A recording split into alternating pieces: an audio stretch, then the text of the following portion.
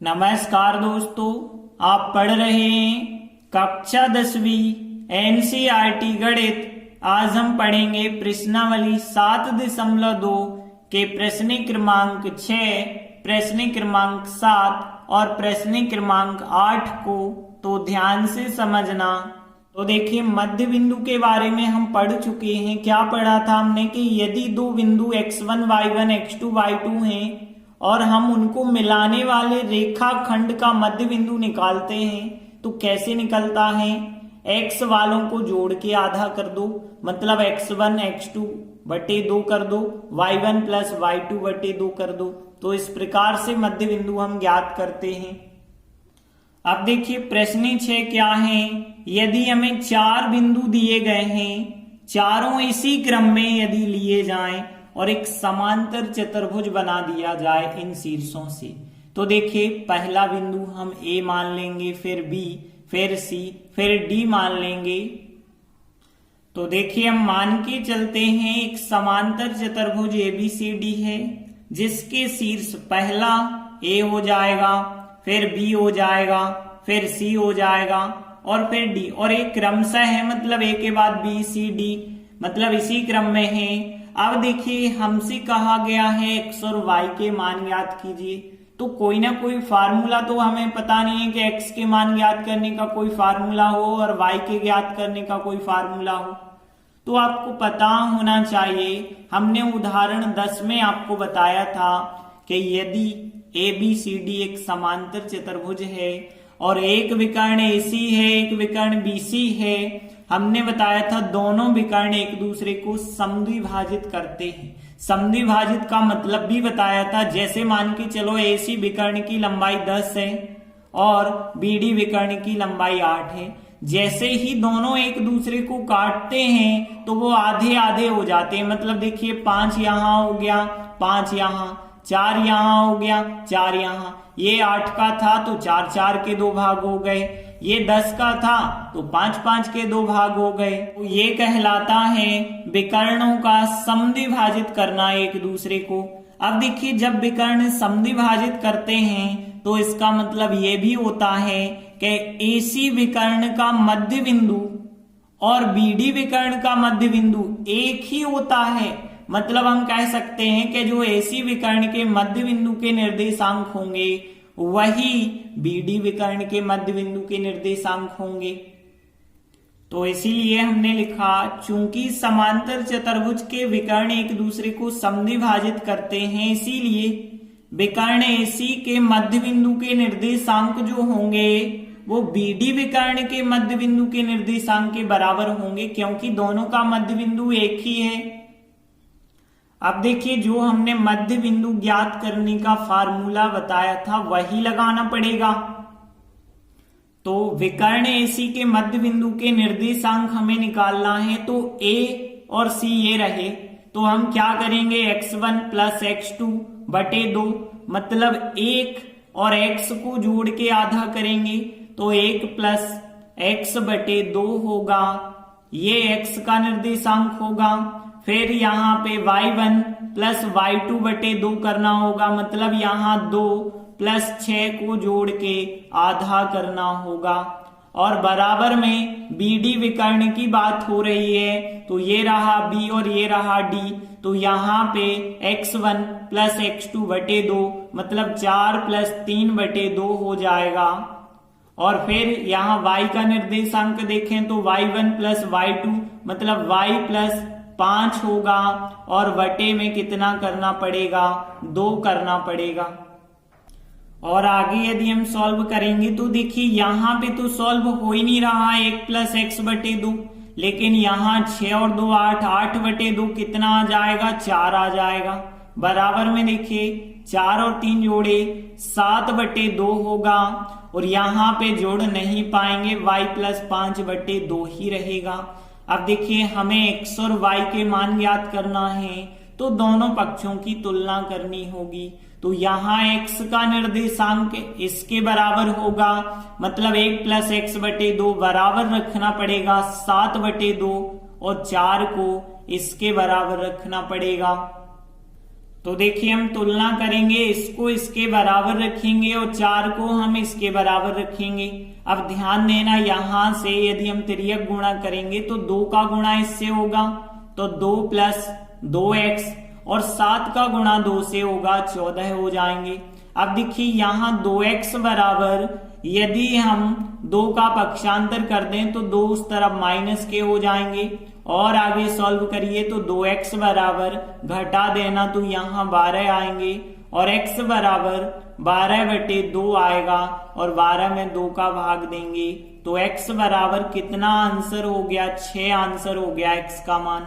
अब यहाँ पे भी सॉल्व करना है, 4 के बटे कुछ नहीं है 1 माना जाएगा, 1 का y+5 से करेंगे, y+5 आएगा बराबर 4 का 2 से गुणा होगा 4 दूनी 8, y बराबर 5 का पक्षांतर कर लें तो 5 उस तरफ माइनस के हो गए और यहाँ y बराबर 8 में से 5 घटाए तो y का मान आ गया 3 और हम अंत में लिख देंगे अतः x बराबर 6 और y बराबर 3 हमारा आंसर होगा। तो प्रश्न 6 कंप्लीट हुआ। अगला 7वां सवाल, ए बिंदु के निर्देशांक हमें ज्ञात करना है। ए बी क्या है, एक वृत्त का व्यास है और केंद्र 2-3 है। बी के निर्देशांक हमें ज्ञात करना है।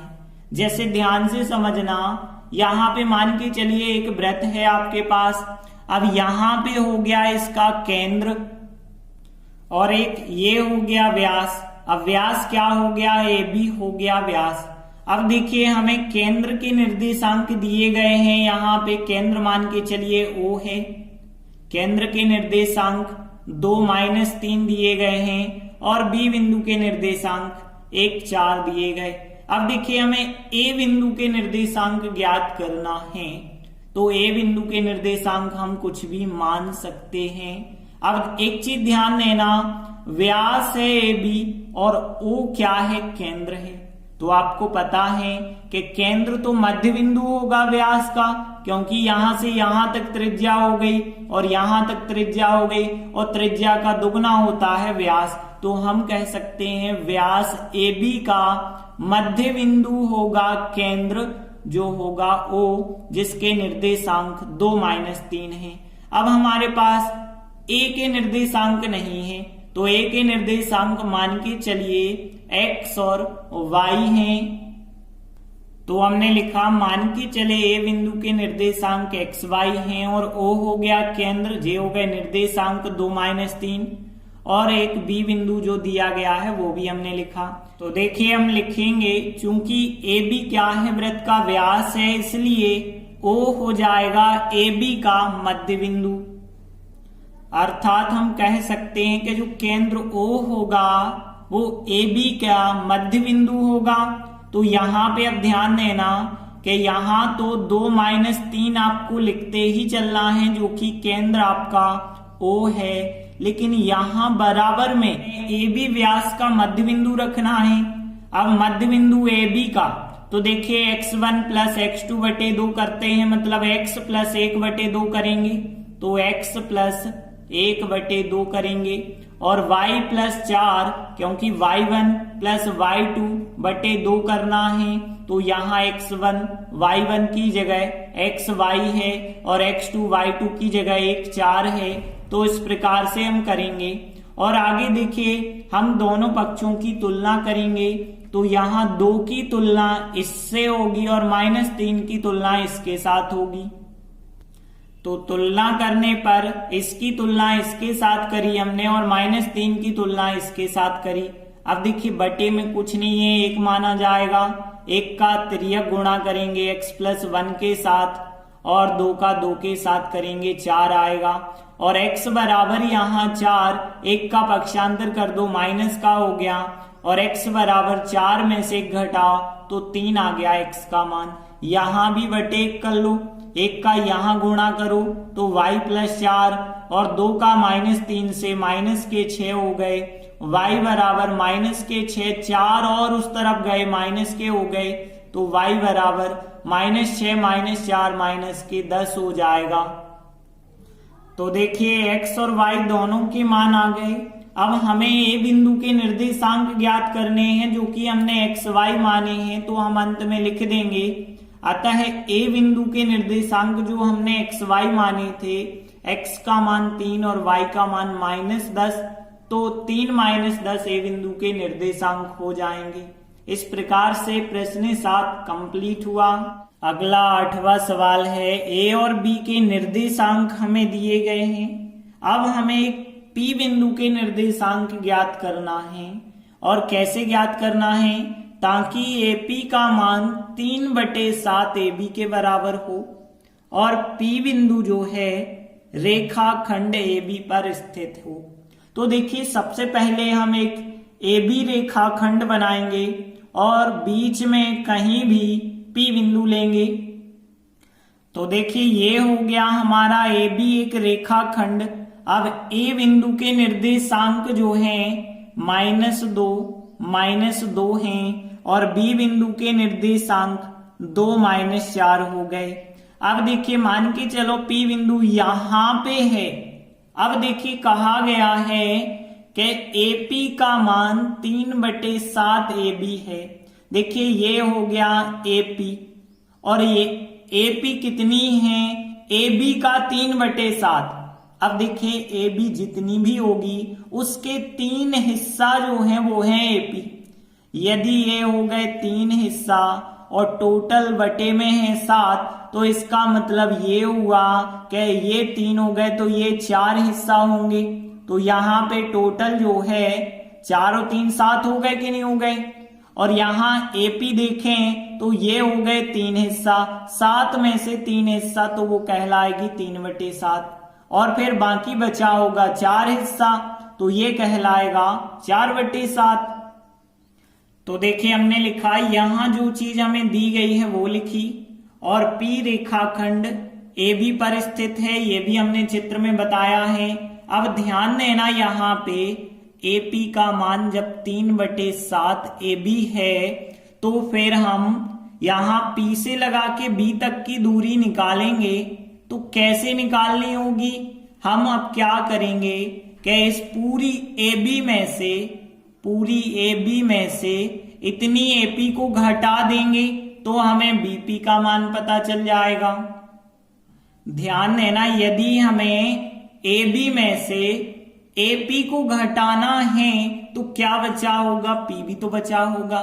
अब देखिए, और आगे मान निकालेंगे। AB तो हमने वैसे ही लिखा, AP की जगह AP का मान लिख दो 3/7 AB।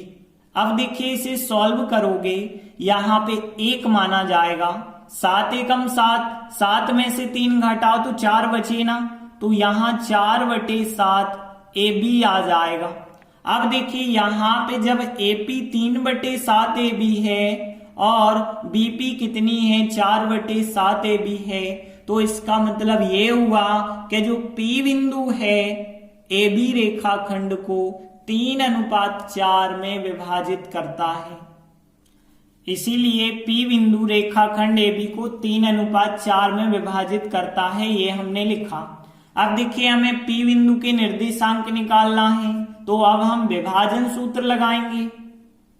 तो देखिए, ये होता है विभाजन सूत्र जब हमें 2 बिंदु दिए जाते हैं, M1:M2 पता होता है, तो विभाजित करने वाले P बिंदु के निर्देशांक हम इस फार्मूले से ज्ञात करते हैं। तो यहां भी हमें इसी फार्मूले में मान रखने होंगे। अब ध्यान देना, A बिंदु ये रहा जो कि x1 y1 होगा और B बिंदु ये रहा जो कि x2 y2 होगा और M1 का मान 3 होगा और M2 का मान 4 होगा। ये सभी मान हमें इसमें जाके रखने होंगे। तो देखिए, ये सभी मान हमने इस फार्मूले में रखे, तो इस प्रकार से हमें प्राप्त हुआ।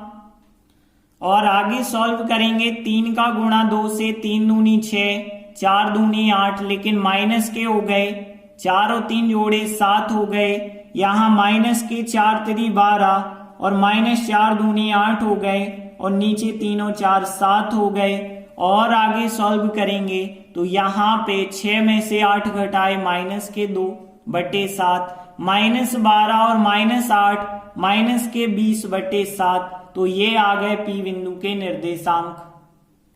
तो हमने लिख दिया, अतः P बिंदु के निर्देशांक -2/7 और -20/7 हैं। इस प्रकार से प्रश्न 8 कंप्लीट हुआ। धन्यवाद।